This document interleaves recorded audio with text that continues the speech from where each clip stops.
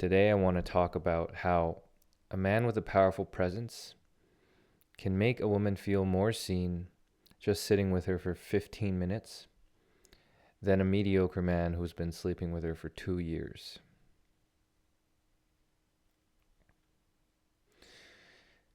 This entire video is going to be about presence, the quality of your presence, not the quantity of it, the quality of it. How present are you in your own life will be the direct reflection of how present you are able to show up for other people. First of all, what is presence? Presence is a kind of awareness. It's a kind of penetrating clarity. Presence is the most magnetic force that a man can possess. It's what the Rizzers called aura. Your aura, your magnetism, your presence. Somebody who has a strong presence is authentic. Somebody who has a strong presence is unapologetic. Somebody who has a strong presence will speak the truth at the cost of disturbing the peace. Somebody with a strong presence, I already said this, is authentic. They're fully themselves. They're fully inhabiting who they are. They're not faking anything. They're not pretending. They're not posturing. They are literally just here, fully in their voice, fully in their heart, fully in their body, fully with the moment, fully with the person. Doesn't matter if it's a woman or another man or children. His presence is, something about it is comforting because it's trustworthy. Why is it trustworthy? It's trustworthy because he's real. He's not faking anything, and you can feel that energy. He's not held back. You know everything he expresses is from the truth. And when you know it's from the truth, your nervous system feels safe to relax. It feels safe to relax because your body can tell what is real from what is false. The problem is, and this is the conditioning of what we'll call the matrix, the external matrix, is that we're conditioned by the school system, we're conditioned by social conditioning, we're conditioned by manners, we're conditioned by social conventions, institutions, religions, to dumb ourselves down, to be fake, to be inauthentic, to say things we don't really feel in order to keep the peace, or because that's what you're supposed to say. That's what you're supposed to do in these circumstances. So a person, a man, and this could be a woman too, but I'm just going to keep saying a man because I'm a man. It's easier to talk about it that way. A man who leaves nothing on the table, who holds nothing back. Your nervous system trusts him because 95% of our communication is pre-verbal. It's non-verbal. It's subconscious. I can say one thing and have it come off entirely one way. I can speak on a podcast and be absolutely certain about what I say. Or I could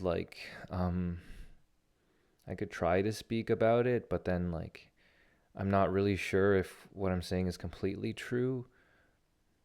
So you'll have to take it with a grain of salt because do you see the difference? The energy you carry is everything. And this is something I've had to learn. And I'm still continuing to learn each and every single day. Because it strengthens your frame when you speak from utter truth and complete embodiment. Without hesitation, but from pure decision. It takes time to develop. But when you get a taste of it and you taste it more and more and more, the more you live closer to your edge, to that place of discomfort that you just lean into because you know that the very thing that you're avoiding in yourself, the emotions you don't want to feel, are the very things you want to that will set you free. So for example, one of the big things that blocked me for years and years and years was this idea that ego is bad. Ego is awful. Ego destroys everything. Ego is power hungry. Ego is money hungry. Ego is evil. It's destructive. But that was a hang up. That was an attachment to a concept. Ego doesn't exist. And I was making it real by fearing it. Truth is the constant exploration of something that's alive. When you cling on to the words of something that's dead, so this is the problem with religion. Religion is dead. It's dead scripture. It's dead words on a book. And people read that and they're like parrots of doctrine. They don't even know why they believe it, but just that they believe it and that they have to believe it because that's the only way that they'll be saved, they'll be liberated, they'll go to heaven, they'll whatever. And it's almost impossible to have a dialogue with these people because their minds are completely closed. The exploration of truth. I'll even go several. Why did they crucify Jesus? Because he spoke the truth and went against the matrix.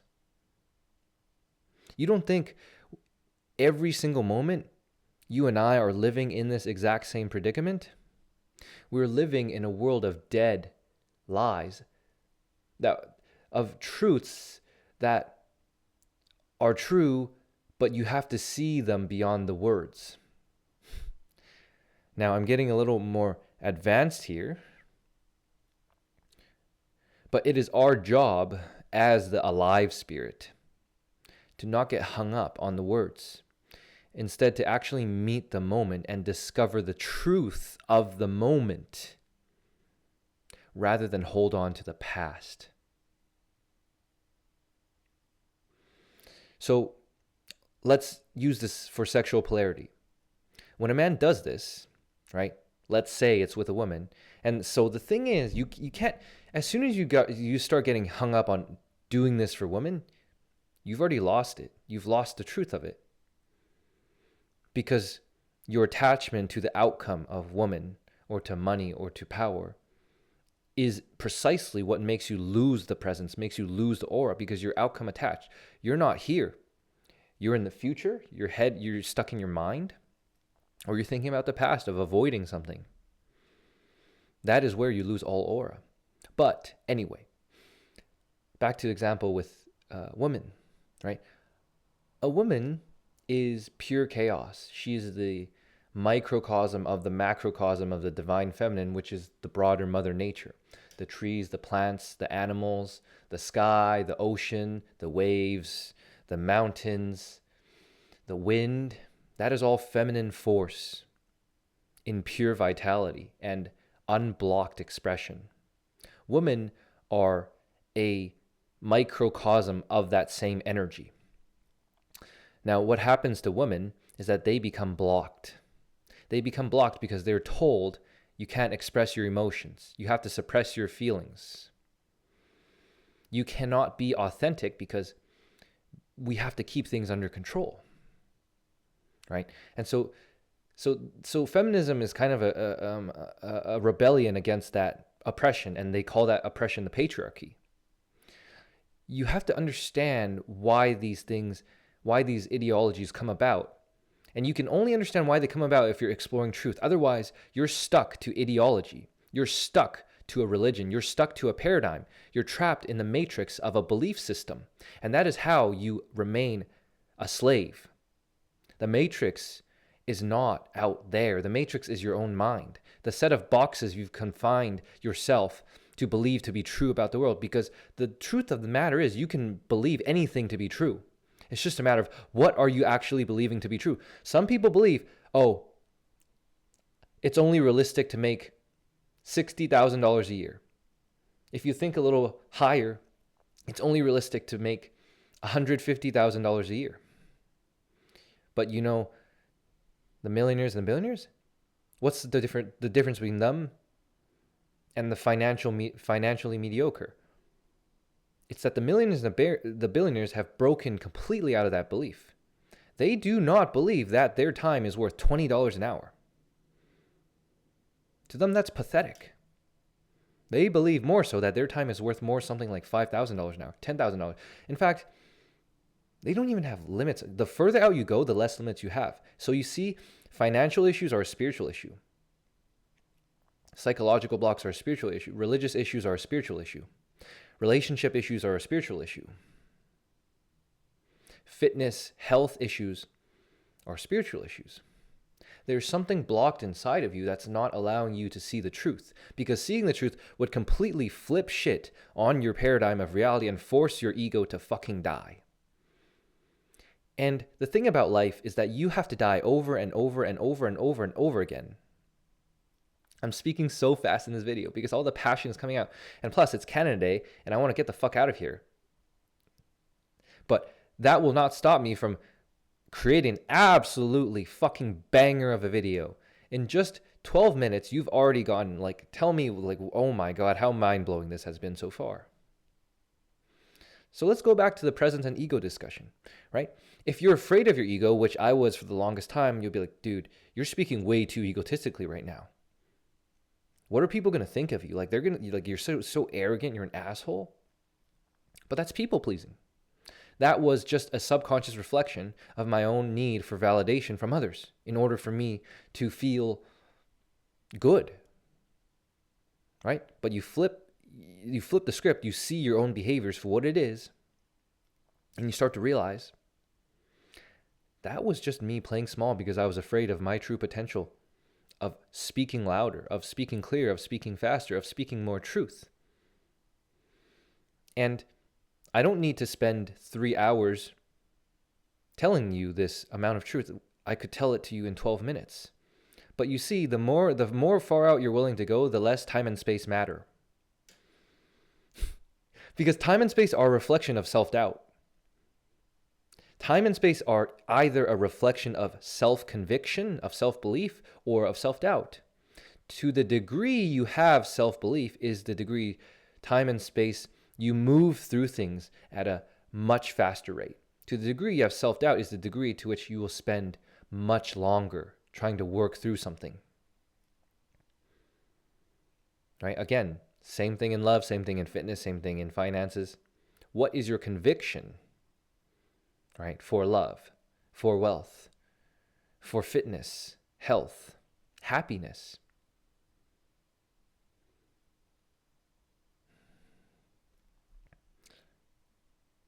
Magnetic presence. I'm going to tie it all back and then I'm going to get out of here. Magnetic presence. A lot of guys hear this and then they think about women. Immediately it starts like, okay, how can I develop this magnetic presence? Why? Because subconsciously I want the validation of women.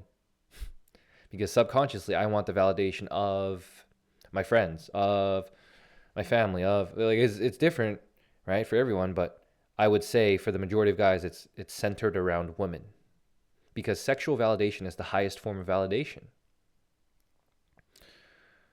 But like I said in the beginning, as soon as you cling on to, I want to become magnetic in order for this, you've already lost the plot. Because the most desireless man wins. And in that sense, the most egoless person is the one who is able to conquer them all. But you see that you don't try to be egoless, right? You don't try to be desireless, because trying to be desireless is in itself a spiritual desire. And that one is a tricky one, because that will set you in a loop for a while, right? When you see the moment with penetrating clarity, you see where other people are stuck.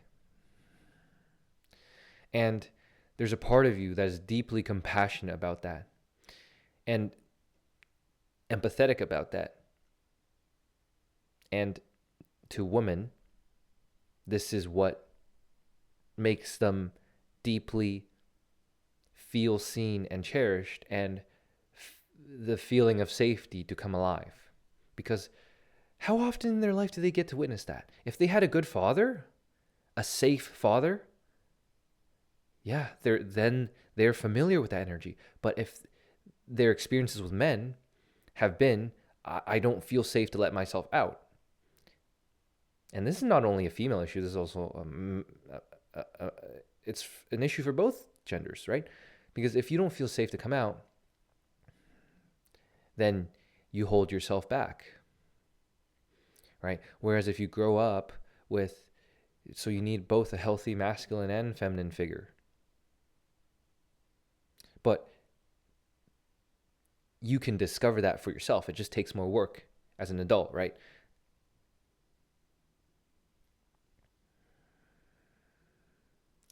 Safety. You offer your presence as a source of safety and trust because you're operating from truth.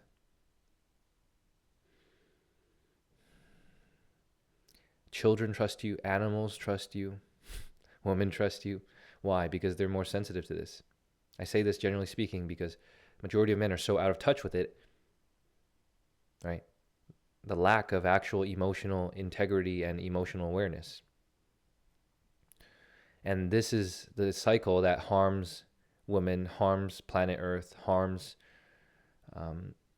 children, because it's the man. If you believe that the man takes the lead and that the man is subservient to God, then when the man is not living in unity with the divine, it seeps into everything else he interacts with. And instead of being a force to lift women, to lift children, to lift others, to lift the world, to lift everything up, he becomes a source to bring it down because of his own security and his own low vibration. I'm going to end this one here. Thank you for tuning in. I hope you got incredible value out of this video. I know you did.